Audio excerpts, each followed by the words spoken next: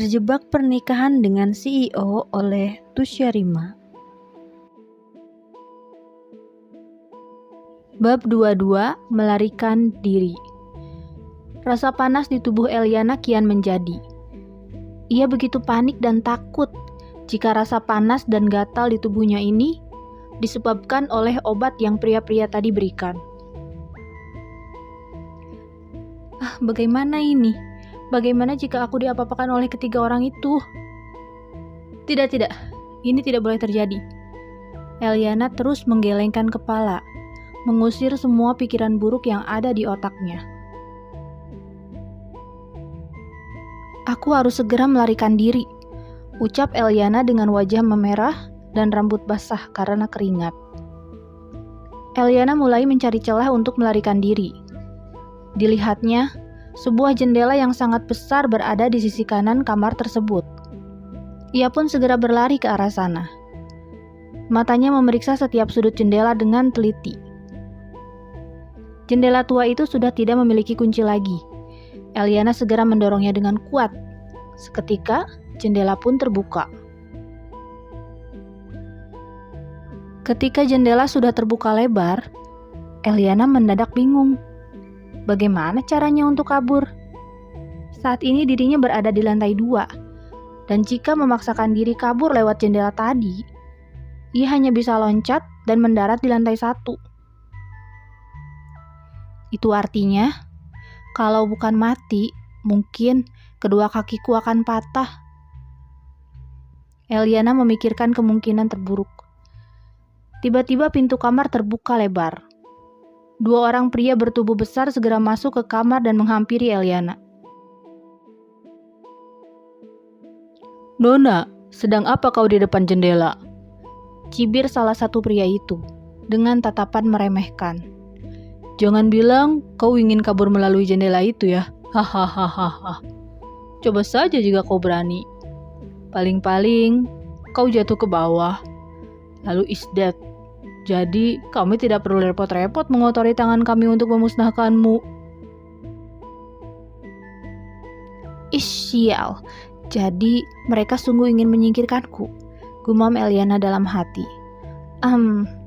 Suara debahan lolos dari mulut Eliana. Tangannya mencengkram erat kerah pakaiannya. Padahal, dirinya ingin memaki kedua orang itu.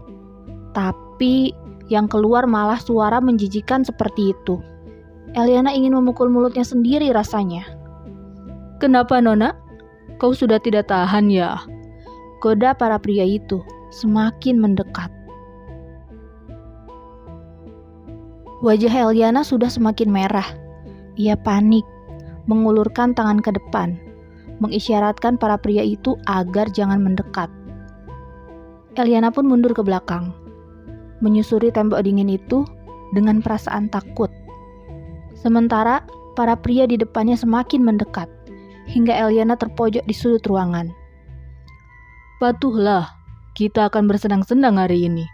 Kami berdua akan memuaskanmu di atas tempat tidur." Pria-pria itu memegang kedua tangan Eliana, menariknya secara bersamaan, lalu melempar wanita tersebut ke atas tempat tidur. "Bruk!" Ouch! Ringis Eliana menahan sakit di kepalanya karena benturan pada ujung tempat tidur. Benturan yang cukup keras itu membuat dirinya semakin tersadar. "Stop! Jangan mendekat!" larangnya dengan sekuat tenaga. Kedua pria itu merangkak naik ke atas tempat tidur, tak menghiraukan peringatan dari wanita ini. "Diamlah, nanti pun kau akan suka. Kami akan membuat kau melayang hingga suara keranganmu terdengar ke seluruh penjuru kota ini." Eliana bergidik mendengar ucapan mereka. Ia tahu apa yang akan mereka lakukan pada dirinya. Mereka akan... Jangan! Aku mohon!" lirih Eliana dengan tubuh bergetar. Apa yang kalian inginkan? Uang. Aku bisa memberi uang 10 kali lipat dari harga yang diberikan oleh orang yang menyuruh kalian. Eliana mencoba bernegosiasi dengan mereka, berharap mereka setuju dan mau melepaskan dirinya. Hah? 10 kali lipat? Hahaha. Ejek salah satu pria itu. Dari mana kau punya uang sebanyak itu untuk membayar kami? Setahu mereka, Eliana sempat kabur dari rumah dan tidak lagi diberi uang oleh Tuan Besar Louis, sesuai informasi dari orang yang menyuruh mereka. Sekarang, wanita itu bilang dia ingin membayar mereka 10 kali lipat. Uang dari mana? Sungguh, di rekeningku masih ada uang. Aku bisa membayar kalian berapapun jumlahnya, ucap Eliana dengan yakin. Wahahaha. Orang-orang itu semakin tertawa mendengar lelucon dari mulut Eliana. Tidak terkecuali dengan pria ketiga yang saat ini berdiri di depan pintu, memegang kamera dan mengarahkannya ke tempat tidur. Bukankah rekeningmu baru saja dibekukan? Ucap pria itu tiba-tiba. Eliana kontan terkejut. Apa? Rekeningku dibekukan? Siapa yang bilang seperti itu? Tentu saja orang yang menyuruh kami. Hahaha. Kampret, siapa sebenarnya orang yang ingin mencelakaiku ini?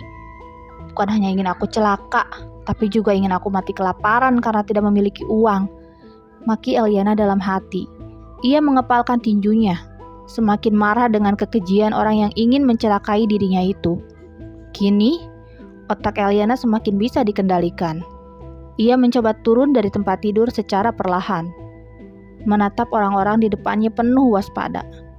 Setelah kedua kakinya menyentuh lantai dengan sempurna, ia pun berlari menuju jendela. Detik berikutnya, ia langsung meloncat. Tubuh kecilnya melayang keluar dari jendela. Seketika, Eliana menghilang dari pandangan mereka. Hei, apa yang dia lakukan? Apa dia sungguh gila? Cepat lihat dia, kenapa malah bengong? Teriak pria yang ada di depan pintu. Jika wanita itu metong, habislah kita semua. Teriaknya lagi dengan marah. Baik bos.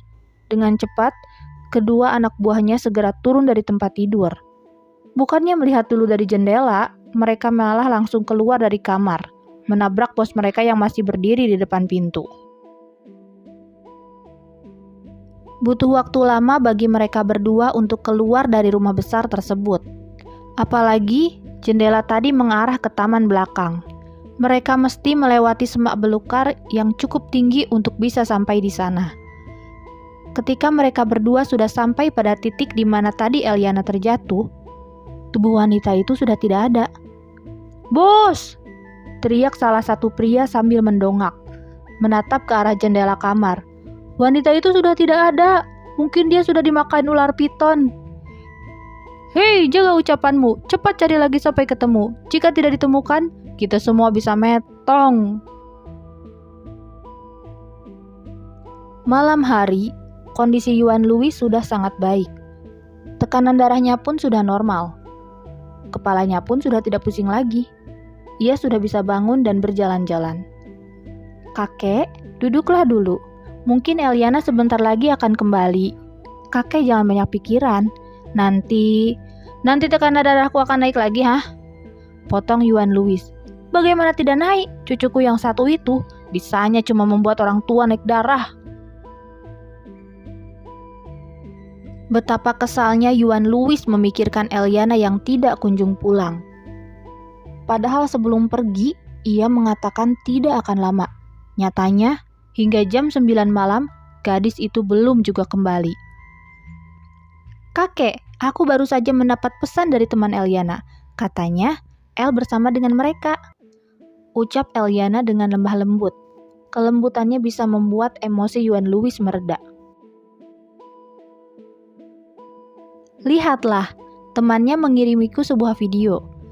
Rosiana memegang ponselnya, melihat sebuah foto seksoi adiknya di dalam mobil dan sebuah video berdurasi 30 detik yang memperlihatkan Eliana sedang bermain dengan dua orang pria di atas tempat tidur. Di bawah foto dan video tersebut, orang yang mengiriminya memberi pesan, "Misi selesai, target sudah kami cicipi." Itu membuat Rosiana sangat puas. "Lihatlah, Kek." Rosiana mengarahkan ponselnya ke depan Yuan Louis. Sebelum video mulai diputar, terdengar suara ribut dari luar. Disusul pintu kamar yang terbuka. "Tuan, nona kedua," Yudis berkata dengan panik. "Nona kedua mengalami kecelakaan. Sekarang dia sedang menjalani operasi." "Apa? Eliana?" Yuan Louis terkejut mendengarnya. Ia segera pergi bersama dengan Yudis untuk melihat keadaan Eliana.